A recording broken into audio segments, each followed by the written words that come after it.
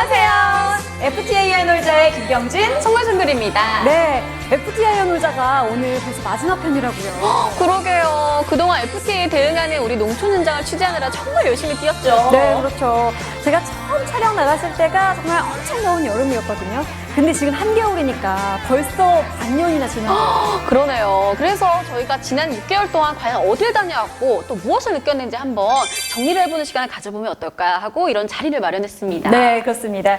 이 FTA라는 커다란 파도 앞에 놓인 우리 농축산업. 그간 저희가 정부와 지방자치단체들을 취재하면서 알게 된 내용들과 또 시간 관계상 방송을 통해서 이야기하지 못했던 내용들을 오늘 여러분과 공유하는 것도 아주 큰 의미가 있을 것 같아요. 네, 그렇습니다. FTA 이행으로 인한 우리 농축산업의 위기 상황을 어떻게 극복할 것인가? 이게 우리 프로그램의 미션이지 않나 싶은데요. 그럼 먼저 FTA 대응 현장을 취재하시면서 느낀 점, 생각나는 것들을 가볍게 공유를 먼저 해볼까요? 네, 저는 먼저 전라북도 김제의 파프리카 농장이 인상 깊었는데요. 이곳에서 생산되는 파프리카가 일본 시장에서 점유율이 80%나 가까이 된다고 해요. 그 비결은 농업의 체질 개선인데요. 농산물의 안정적인 공급을 위한 규모화, 대량 생산 체계의 구축 등을 통해 수출 산업화를 시키면 세계 시장에서 경쟁력을 가질 수 있다라는 사실을 알게 됐습니다. 그리고 제주도의 경우에는요, 민관 협력에 아주 좋은 케이스라고 생각이 되는데요. FTA 전담대응팀과 도의회, 그리고 도민 중심의 FTA 특별위원회가 구성이 돼서 유기적으로 움직이는 모습을 보였고요. 그로 인해서 농민들이 자신감을 가지고 이 제주도라는 지역적 한계를 새로운 기회로 바꿔나가고 있는 것이 아주 인상 깊었습니다. 나름의 희망을 보았다고나 할까요? 아, 그렇군요. 저는 충남 서천쌀, 설해야가 떠오르는데요. 한중 FTA를 이용해서 중국의 쌀 수출을 성공했던 사례예요. 이 중국 현지에서는 우리 쌀이 아주 고급 제품으로 비싸게 팔린다고 합니다. 그런데 이 수출이 단순히 한중 FTA가 돼서 이루어진 게 아니라 그 이전부터 수출을 위해 부단한 노력이 있었다는 거죠. 설해아쌀 같은 경우에는 이미 2010년부터 호주에 수출을 시작했고요. 그것이 중국 수출로 이어지게 됐습니다. 또 김포파주 인삼이나 화성 송삼포도 역시 비슷한 케이스인데요. 김포파주 인삼은 인삼 뿌리채 중국 수출에 성공했고, 화성 송삼포도는 아예 농가들이 수출을 위한 협의회를 구성해서 미국이나 호주와 같은 선진국 국가들을 공략으로 하고 있었습니다.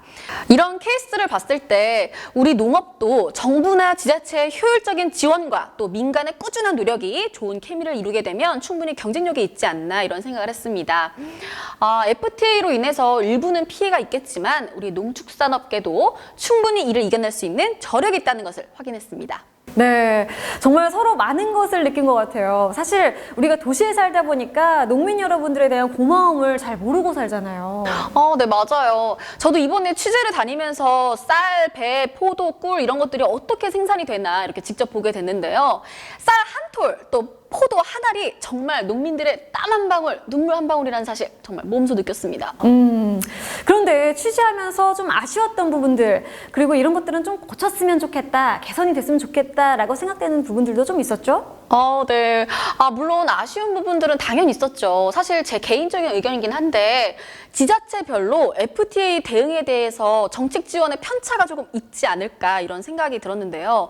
FTA 전담 대응팀을 꾸려서 담당 공무원들이 또 열정적으로 움직이는 곳이 있는 반면에 소극적인 대응을 하는 곳도 있었습니다. 그래서 그 이유를 좀 알아봤더니 아무래도 FTA로 인해서 피해를 받은 농가들도 많다 보니까 정부나 지자체에서 FTA의 긍정적인 효과를 적극적으로 홍보하기를 약간 주저하는 게 아닐까 이런 생각이 들었습니다. 앞으로 좀 더 정부와 지자체가 적극적으로 나서서 인식 변화를 주도해야 할 것 같습니다. 그렇죠. 그러다 보니까 여러 지자체에서 FTA 모범 사례로 6차 산업 농가를 많이 추천을 한 것 같은데요.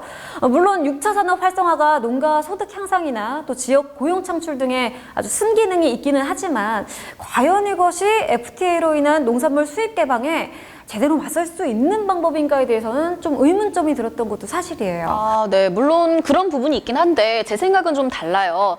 이 6차 산업 활성화 역시 우리 농촌의 체질 개선 방법 중에 하나가 아닐까 생각을 해보는데요. 영세농이나 소농으로서는 사실 피해보전 직불금이나 폐업지원금을 받을 수밖에 없는 것이 현실인데 복합 영농, 6차 산업 이 테마가 현재 우리 농촌이 선택할 수 있는 최선의 비즈니스 모델, 사막의 오아시스 같은 그런 게 아닐까 이런 생각을 해봤습니다. 이 소득이 너무 적어서 농촌 생활이 힘들어지면 농업을 한다는 자체가 의미가 없어지잖아요. 일단 6차 산업으로 활성화를 통해서 일정 정도 소득이 보장되고 그래야 농업을 할 수 있고 FTA도 대비할 수 있는 게 아닐까 생각이 듭니다. 네, 그렇게 말씀을 하니까 저는 충북음성의 들깨기름이 생각이 나는데요. 이곳이야말로 6차 산업의 모범이 아닐까 해요. 사실 충북음성이라는 곳이 들깨가 특산물도 아니고요. 생산량이 많거나 그런 것도 아닌데요. 들깨에 대한 연구 개발을 통해서 이 특화된 제품을 만들고 또 적극적인 해외 마케팅을 통해서 FTA를 활용하는 모습을 보니까 역시 최상의 수비는 공격이구나 이런 생각을 들었는데요.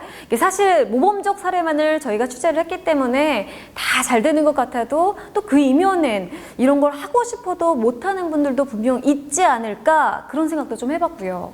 네, 그렇기 때문에 정부나 지자체에서 그런 분들을 더 많이 지원하고 발굴하고 육성해야 되는 거죠. 네, 맞아요. 오늘 저희가 이야기한 것들이 이 FTA 대응 정책에 아주 잘 반영이 된다면 우리 농민들의 저력과 자신감이 더해져서 우리 농업이 한 단계 업그레이드 될 수 있는 아주 좋은 기회가 되지 않을까 생각해 봅니다. 네, 말씀 잘 들었고요. 이제 정리해야겠죠? 네. 송글 씨가 이제 마지막으로 정리하시면 돼요. 저 방금 했잖아요. 아, 그렇군요. 워낙 좋은 말씀 다 해주셔가지고. 그럼 미국의 16대 대통령 아브라함 링컨은 이런 말을 했다고 합니다. 그 일을 할 수 있고 반드시 해내야 한다고 하면 우리는 방법을 찾을 수 있다. FTA라는 거스를 수 없는 큰 변화 앞에서 어떻게 보면 생존의 방법을 찾아볼 수 있었던 그런 소중한 시간이었던 것 같습니다. 네, 그렇습니다. 변화에는 항상 혼란과 고통이 따르지만 반드시 해내야 하는 것이라면 우리는 그 방법을 충분히 찾을 수 있을 거라 보고요. 오늘도 대한민국 농업의 현장에서 묵묵히 자신의 자리를 지키면서 아주 더 나은 내일을 위해서 노력하고 있는 우리 농축산인 여러분께 감사의 인사를 드리면서 오늘 이 시간 마치도록 하겠습니다. 송글 씨, 마지막으로 우리 파이팅으로 끝낼까요? 네. FTA로 여는 희망찬 미래! 대한민국 농업이 파이팅!